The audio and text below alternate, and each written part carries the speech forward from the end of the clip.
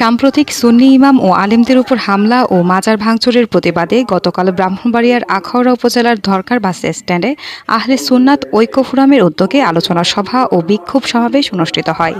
ওই সময় তারা জানান, দীর্ঘ সময় বৈষম্য বিরোধী আন্দোলনে বৈষম্য থাকবে না বলে তারা আন্দোলন করেছে, কিন্তু আজ বৈষম্য বিরোধী আন্দোলন হওয়ার পরেও সুন্নি জনতা বৈষম্যের শিকার হচ্ছে। বাংলাদেশে বিভিন্ন জায়গায় সুন্নি ইমামদের বিতাড়িত করা হচ্ছে। এই পরিকল্পনা অবশ্যই অগ্রপন্থীদের দ্বারা পরিচালিত হচ্ছে। ওই সময় আহলে সুন্নাহ ঐক্য ফোরামের সবাই ঐক্যবদ্ধ থেকে প্রতিহত করার আহ্বান জানান। মন্দির পাহারা দিয়ে মসজিদের মধ্যে মসজিদ থেকে ইমামদেরকে বের করে দিচ্ছে, খতিবদেরকে বের করে দিচ্ছে, পাশাপাশি আল্লাহর অলিগণ আউলিয়া কিরামগণ যারা আছেন তাদের মাজারে ভাঙচুর করছে, তাদের মাজারে হামলা করছে। এরা কারা? এরা তো মুসলিম। এরা কি আদৌ মুসলিম আছে কিনা আল্লাহর অলিগণের মাজার ভেঙে? সুন্নিয়তকে রক্ষা করার জন্য আমরা সদাই সর্বদা ঐক্যমতে আছি। আমরা জীবন যদি চাই জীবন দেব, তবে প্রত্যেকটা সুন্নি মুসলমান। বৈষম্য বিরোধী আন্দোলন করার পরও আমাদের সুন্নি জনতা বৈষম্যের শিকার হচ্ছে। বাংলাদেশের বিভিন্ন জায়গায় সুন্নি ইমামদেরকে মসজিদ থেকে বের করে দেওয়ার জন্য একটি জঙ্গি সংগঠন, একটি জঙ্গি চক্র মহল তারা চেষ্টা করে যাচ্ছে। আউলিয়া কিরামের মাধ্যমে বাংলাদেশে ইসলাম প্রতিষ্ঠিত হয়েছে, সেরকম আউলিয়াদের মাজার ভাঙচুর করা হচ্ছে। এটা অবশ্যই একটা উগ্রপন্থী দ্বারা সংগঠিত হচ্ছে। সেই জন্য এই বৈষম্যতা আমরা রাখতে চাই না। তারা আরো বলেন, অলি আল্লাহদের কারণে বাংলাদেশে ইসলাম কায়েম হয়েছে, আর এখন কিনা সেই মাজার ভাঙচুর করা হচ্ছে।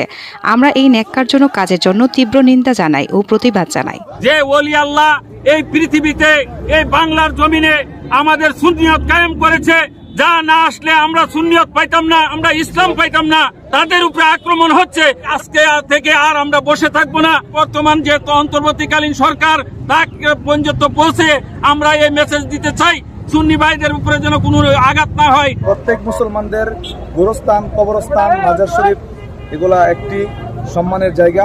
সেখানে কোনো মুসলমান হামলা করতে পারে না, কোনো মাজারে কোনো মুসলমানের সন্তান ভাঙচুর করতে পারে না। ভাঙচুর করা, অগ্নিসংযোগ করা যে কোনো সময় যে কোনো ধর্মই এটা সমর্থন করে না। হাজার বছরের ঐতিহ্য মসজিদ, হাজার বছরের ঐতিহ্য মাজার, এগুলাকে যারা দুলিশাত করতে চেষ্টা করতেছে, আমরা আমাদের সাধ্যমতো ওই অপচেষ্টাকে আমরা থামিয়ে দিতে ইনশাল্লাহ।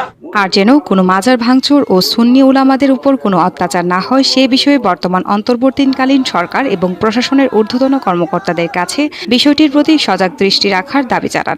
দেশের কোনো প্রান্তে ওলি আউলিয়াদের মাজারের উপর কোনো প্রকার আক্রমণ হয় এবং সুন্নি জামাতের কোনো আলেম ওলামার উপর কোনো প্রকার আক্রমণ হয়, অথবা সুন্নি ইমামদেরকে যদি মসজিদে ইমামতি করতে দিকে কোনো বাধা করা হয়, আমরা আমাদের সাধ্যমতো বাংলাদেশের যে কোনো প্রান্তেই হোক আমরা ঐক্যবদ্ধ আছি এবং এগুলি প্রতিহত করতে চেষ্টা করব।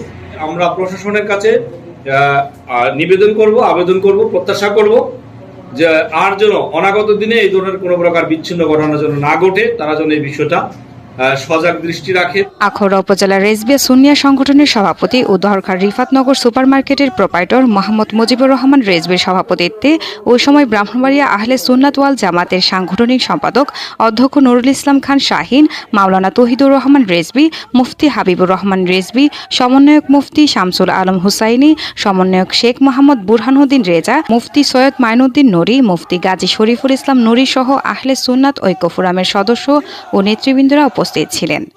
জাতীয় টিভি নিউজ ডেস্ক।